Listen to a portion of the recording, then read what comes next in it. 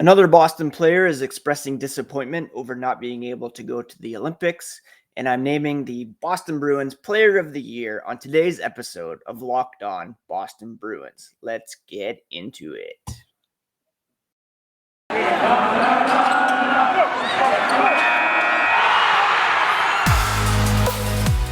You're Locked On Bruins, your daily podcast on the Boston Bruins. Part of the Locked On Podcast Network, your team every day.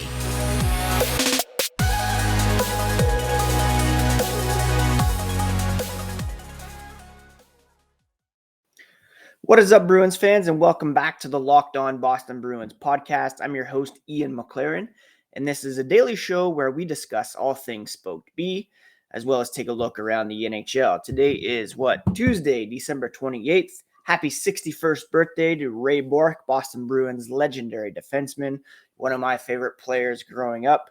I want to remind you that the podcast is free and available on all platforms. Thank you so much for making Locked On Bruins your first listen every day. Just tremendous growth in 2021. And I'm excited for even more growth in 2022.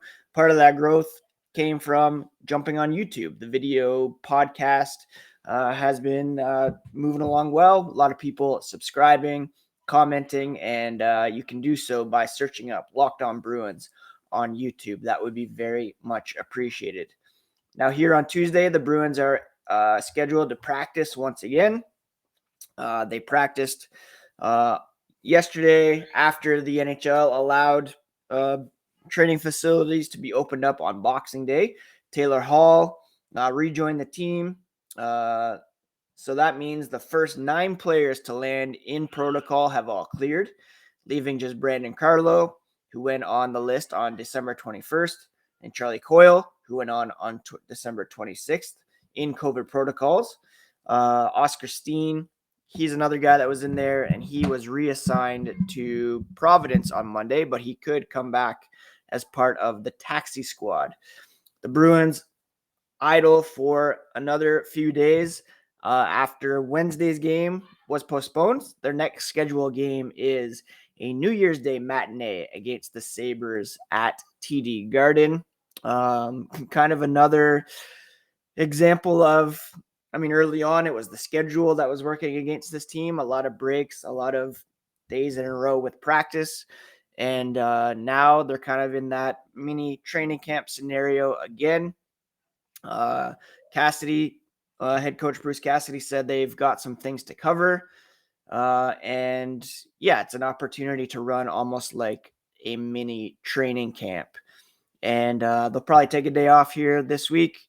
But the idea is they will, just work on some things that they need to do in order to hit the ground running when they do get back to game action on the weekend. Secondary scoring is an issue, getting to the net, making plays, and special teams will probably be worked on as well. Now, Patrice Bergeron, he was one of the players who was out with COVID-19, said he just had some mild symptoms that lasted for a couple days. And one of the main guys who is affected by the NHL's decision not to participate in the upcoming 2022 Winter Games in Beijing. He's already a 2-time gold medalist for Team Canada at the Olympics. And he has also won at the World Junior level. He's won at the World Cup, member of the Triple Gold Club. He said he would have gone. It would have been his last chance to experience it. He was there twice, Vancouver, 2010, Sochi, 2014, able to live it. He feels for the guys that haven't had a chance, and this might have been their last chance to go. It's disappointing as an athlete and as a competitor. I think you want to be part of those types of events. Fortunate enough in his career to do it twice and to live it and to experience it and have some amazing memories out of it. So that's a bit of a silver lining there, or a golden lining, if you will. He said he was definitely thinking about going, had some question marks with COVID protocols and all of that, leaving his family behind, but he did have a discussion with his wife. It was his last chance. and he wanted to be part of it. And so, Bergeron joining Brad Marchand, who expressed his disappointment the other day. He was actually pretty critical of the NHL. He said, guys have worked their entire lives to put themselves in a position to compete at that level and that have that opportunity. It should be guys' decision whether they choose to go or not, regardless of what's happening in the world. The Olympics are on, they're playing. The best players in the world should have had the option. He said it felt like they were trying to get out of it for a while. They didn't want us to go in regards to the NHL. At the end of the day, they don't care about the Olympics. They don't make any money on it. And that's ultimately what this is. It's a business. We're an asset. Let's call a spade a spade. Bergeron said he is trying to watch some of the World Juniors. Definitely some great memories from him growing up. The World Juniors meant the Christmas holiday, being home with family, watching it on TV. Special moment for him to be part of it and experience it from the inside. And it's something that he always tries to keep an eye on around Christmas time. Speaking of the World Juniors, Fabian Lysell for Team Sweden once again kept out of the lineup for the second preliminary round game. He, I think I said on Twitter that he's dealing with an injury. I guess it's a non-COVID related illness. So that's really a bummer not to be able to watch him play at that level on the international stage. Hopefully he recovers and is able to get back into it. Back in 2004, 2005, Patrice Bergeron played for the World Juniors. That team was ridiculously loaded. He had 5 goals, 8 assists for 13 points in just 6 games for Canada that year. That team also featured Ryan Getzlaf, Jeff Carter, Sidney Crosby, Andrew Ladd, Corey Perry, Dion Phaneuf, Micah Richards, just some ridiculous talent on that team as a result of the lockout that year that wiped out the entire season. So, yeah, kind of a bummer that Marchand Bergeron won't be able to play at the Olympics. But like I said yesterday, do we want them over there quarantining potentially for 3 to 5 weeks once the Bruins are back in action? That would be potentially disastrous for this team as they look to secure a playoff spot. Hopefully Lysell is able to play here soon for Team Sweden.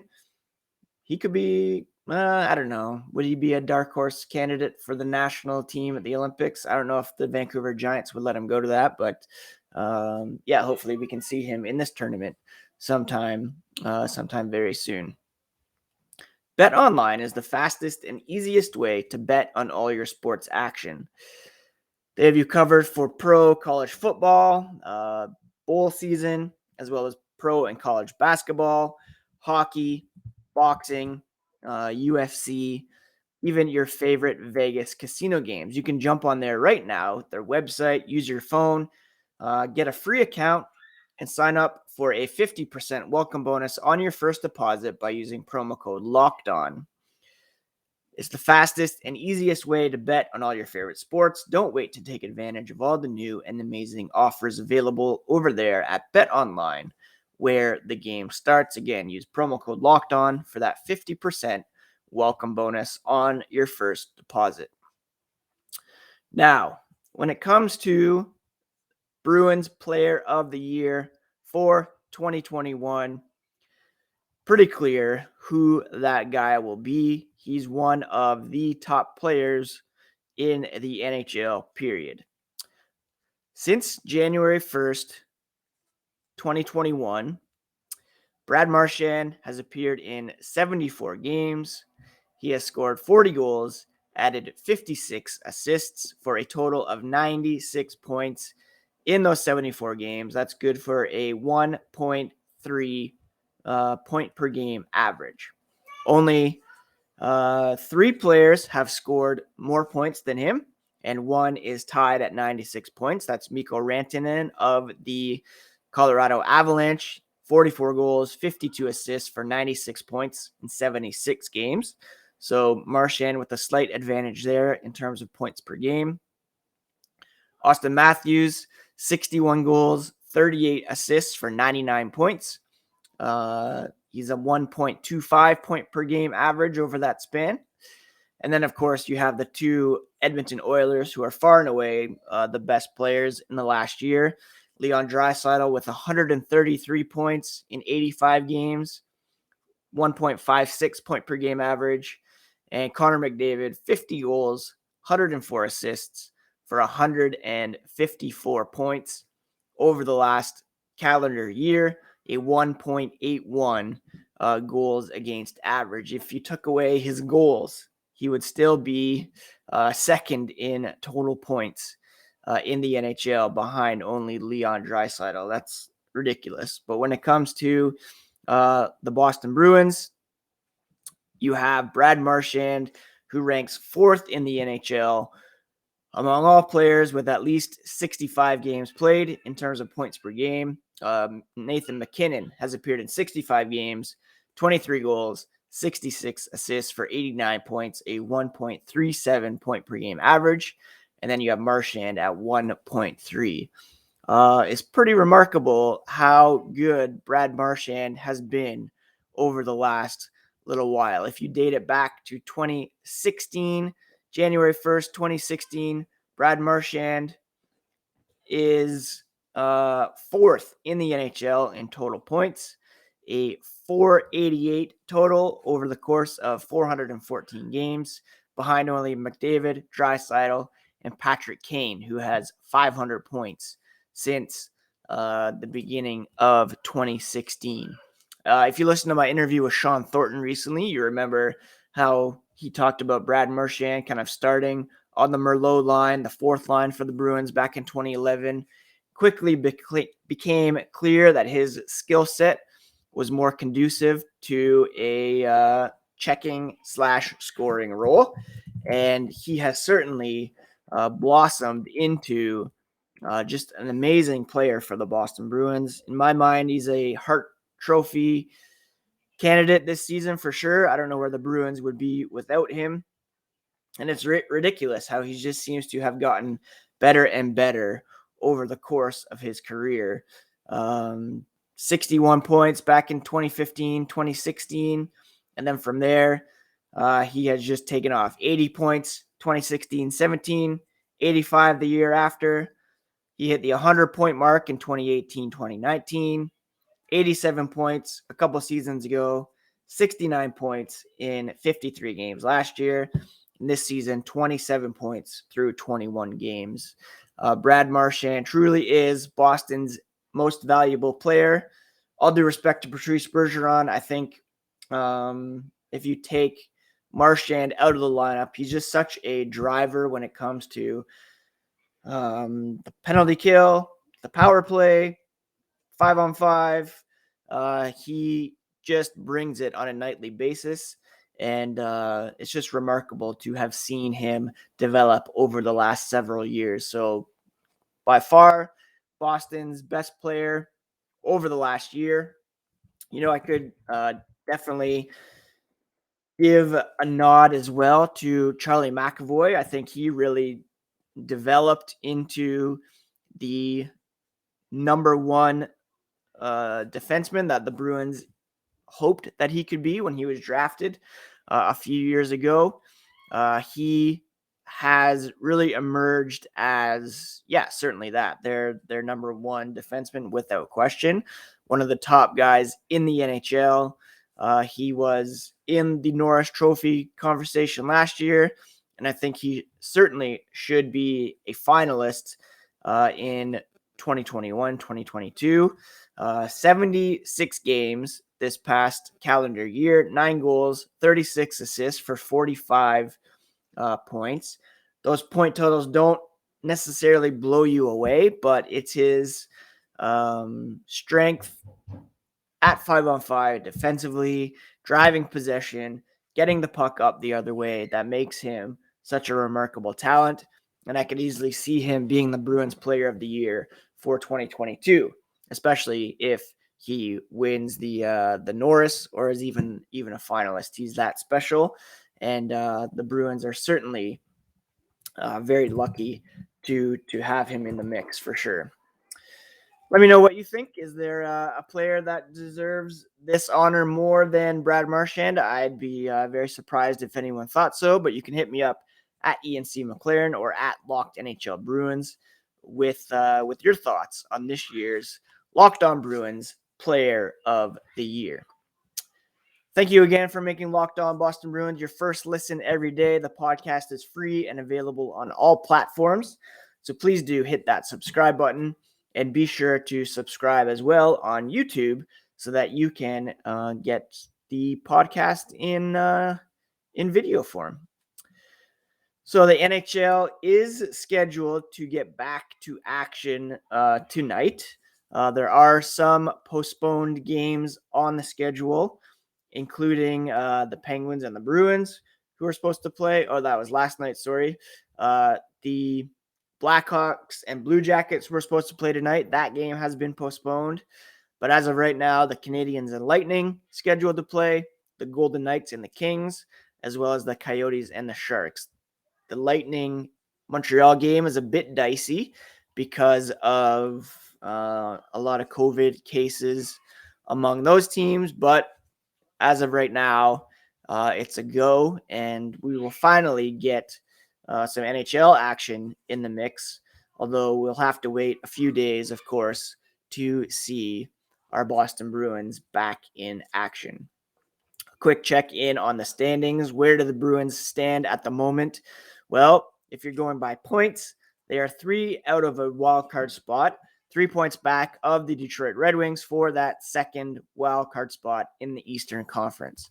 However, it's always important to look at point percentage, especially with the disparity among games played right now. And you can see that the Bruins are 1, 2, 3, 4, 5, 6, 7, 8 in the Eastern Conference right now, ahead of the Detroit Red Wings because they have 5 games in hand on Detroit, a .577 point percentage. They're also only one of 8 teams to have a positive goal differential, although their +2 is lowest among all playoff teams right now. Detroit sitting at a -16. So as we come out of the holiday break and as we enter the 2022 portion of the season, it's my belief, my opinion, that the Bruins are a playoff team. I think they still need some time to... I mean, the season's been so weird. They had that awful schedule to begin, haven't really gotten to a rhythm, had some injuries, suspension. They have had 2 public trade requests made. Speaking of which, the trade freeze is over. So Jake DeBrusk, Zach Senyshyn could be moved at any time here.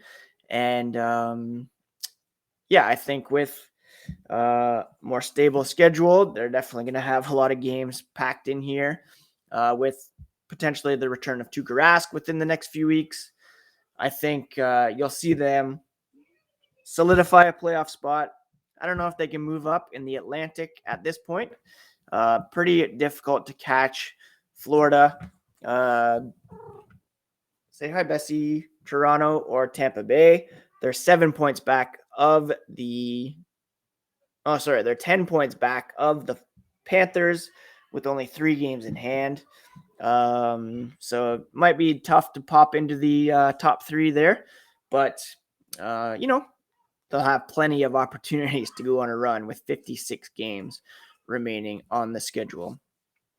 I think that's it for today's episode, folks. Not quite sure if I'm going to record tomorrow. I am scheduled to get a booster in the morning, so we'll see how things are going.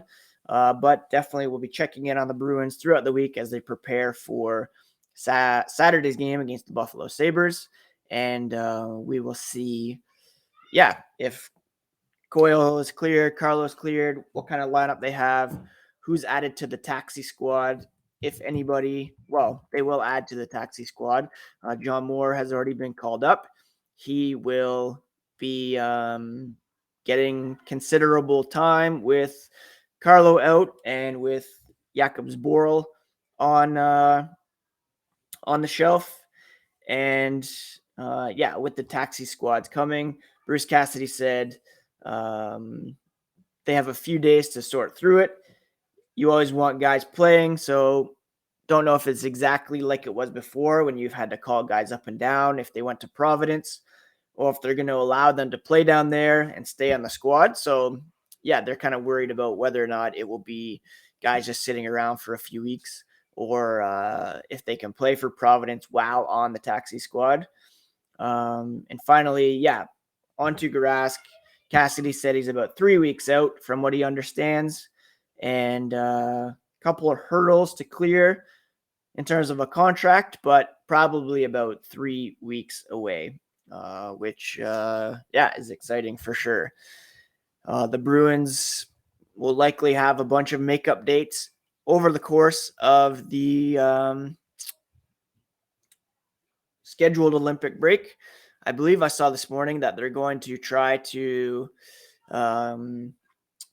give each team like a week off, like that normal, rest week or whatever, and then try to fit some games in as well. And the Bruins have 6 games to reschedule. So I hope you're all having a great week. If you're looking for something to watch, I would definitely recommend 1883, which is the Yellowstone prequel. First few episodes are up of that and really enjoying it. And I've been making my way through The Leftovers once again, which I just can't get enough of. One of my top 3 favorite shows. Anyways, take care, friends. Thank you so much for taking some time to listen to the Locked On Boston Bruins podcast. Congrats to Brad Marchand for the Locked On Bruins Player of the Year. And looking forward to seeing who steps up in 2022. Look out for Charlie McAvoy to be a prime candidate for that this year. Thanks again. We'll be back soon with another episode of Locked On Boston Bruins, part of the Locked On Podcast Network, your team every day.